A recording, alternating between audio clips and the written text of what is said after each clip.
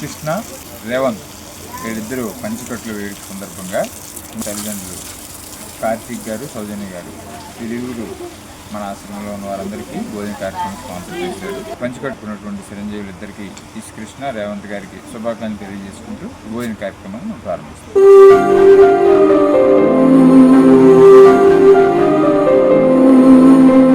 ఈరోజు హితేష్ కృష్ణ, రేవంత్ గార్ల పంచకట్ల వేదిక సందర్భంగా ఫాదర్ కార్తిక్ గారు, మదర్ సౌజన్య మేడం గారు మాకు ఫుడ్ పెట్టించారు.